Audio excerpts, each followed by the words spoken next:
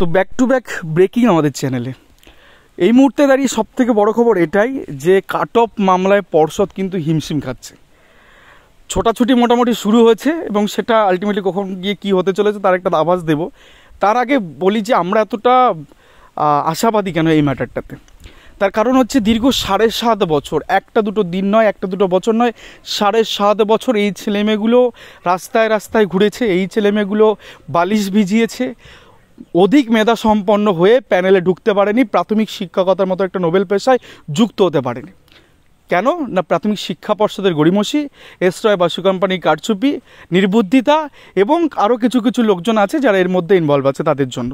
তো দীর্ঘ 7.5 বছর একটা দীর্ঘ লড়াই, সেই লড়াইয়ের কোথাও গিয়ে একদম অন্তিম পর্বে আমরা চলে এসেছি। আজকে ম্যাটারটা আইটেম নাম্বার 39-এ রয়েছে, 39-40-এ দুটো ম্যাটার রয়েছে। একটা 39 নম্বর আইটেমে জলপাইগুড়ি ম্যাটার এবং 40 নম্বর আইটেমে সম্ভবত উত্তর দিনাজপুরের ম্যাটার রয়েছে। সেম কাট অফ কেস, যে জেনারেল কাট অফ এত গেছে, তার থেকে রিজার্ভ প্রার্থী বেশি নাম্বার পেয়েছে, তাদের কেন চাকরি দেওয়া হয়নি, সিম্পল কোশ্চেন কোর্টের কাছে রাখা হয়েছে। কোর্ট সেই ব্যাপারটা ঢুকবে। কিন্তু যার মধ্যে ব্যাটারটা উঠলো, প্রথমে কৌশিক চৌধুরী বাবু আসলেন যে মহামান্য বিচারপতি আমি কিছু বলতে পারবেন না, এটা সুবিশ সান্যাল বাবু বলবেন। একজন দেখলাম ছুটে চশমা এক অ্যাডভোকেট আসলো, তিনি এসে বলছেন না না না না মহাশয় একটু দাঁড়িয়ে যান, আমাদের ওই বাবু ওই কোর্টে এঙ্গেজড আছে।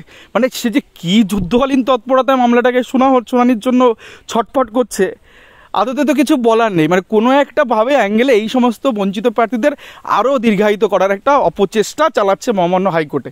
অথচ এরা বেতনভুক কাদের না, সরকারি কর্মচারী, মানে সরকারি যে দপ্তর প্রাথমিক শিক্ষা পর্ষদ, তারা এখানের লোকের টাকায়, ট্যাক্সের টাকায় তারা মাইনে পাচ্ছে, আর তারাই চেষ্টা করছে সেই সমস্ত লোকেদেরই সর্বনাশ করার।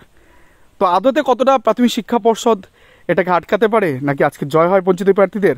মামলাটা 2টোর সময় রেখেছেন জাস্টিস অমিতা ম্যাডাম।